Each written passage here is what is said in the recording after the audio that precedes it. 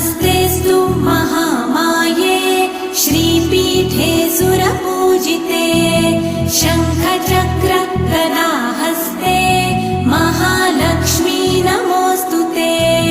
नमस्ते गरुडारूढे कोलासुरभयङ्करी सर्वपाप हरे देवी महालक्ष्मी नमोऽस्तुते। महादेव्यै च विद्महे विष्णुपत्न्यै च धीमहि तन्नो लक्ष्मी प्रचोदयात्।